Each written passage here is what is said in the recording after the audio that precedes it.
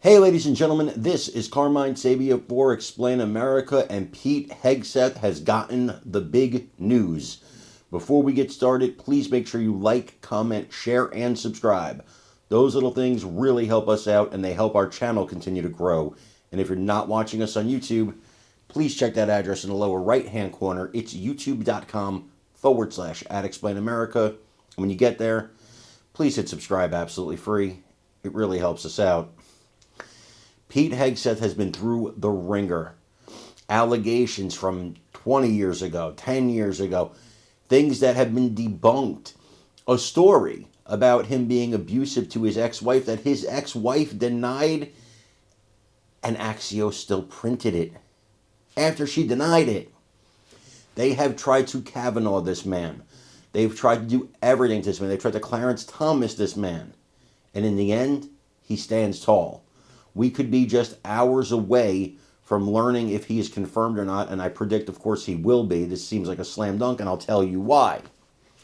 Because he essentially learned his fate when Mitch McConnell just last night voted him out of committee for a full vote to the Senate. Now, they weren't anticipating getting the McConnell vote. Let me explain to you what can happen here, because this is important. McConnell voted to get him out of committee. My sources are telling me, however, that he can definitely expect no's from Murkowski and Collins. McConnell may still be a no in the Senate vote. That would leave it a tie, which would be broken by J.D. Vance, which would see him confirmed. And the reason for that might be strategic. McConnell might be saying, I'm not sure this guy's going to do a good job, but if J.D. Vance breaks the tie, then this falls only on the administration. It's a wise move on McConnell's part, a seasoned politician.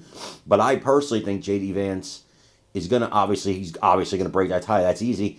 And I believe Hegseth is going to be a stellar Secretary of Defense. This is a good man. I know people that are friends with him. This is a warrior. This is somebody who loves the military.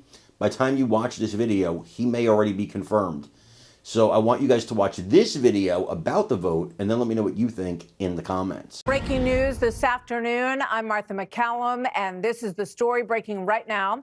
The Senate voting to advance Pete Hegseth's nomination for Defense Secretary. There's a couple of steps that are in between on this, as you just heard John Roberts mentioning. This is a test vote. We have had word that Lisa Murkowski, Senator Murkowski of Alaska, will be a no. But of course, it would take at least 3 no's, which it does not sound like they have against Pete Hegseth in the Senate, in order to even need the J.D. Vance as vice president tie-breaking vote. But it doesn't sound like that's even going to be necessary.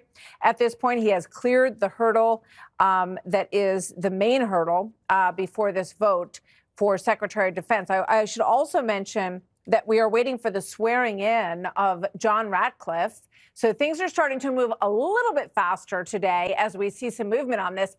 And we do expect that we'll see a swearing in for John Ratcliffe as CIA director. As you remember, he was, of course, the DNI, Director of National Intelligence, in the first Trump presidency, and will have an intelligence role as head of CIA in this presidency as well. We wait for that swearing in, and also another EO, executive order, coming for the White House. So a lot to watch this afternoon. Let's check in with our senior national correspondent, Aisha Hasni, reporting live from Capitol Hill on all of this. Hi, Aisha.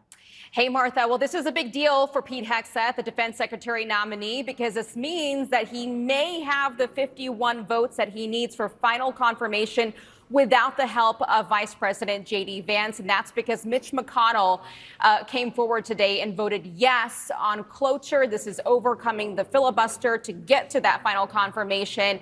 2 senators that we expected to vote no voted no on cloture, and that was Susan Collins and Lisa Murkowski. And both of them put out pretty lengthy statements on X. Susan Collins putting her out just a few moments ago, and they're both pointing to a couple of different things. They both say that they don't believe that Hegseth is prepared to manage such an enormous sized department like the Pentagon, and then also pointing to those past allegations of infidelity.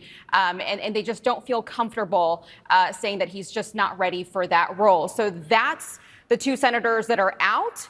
Mitch McConnell is in, as are all the other senators in the conference.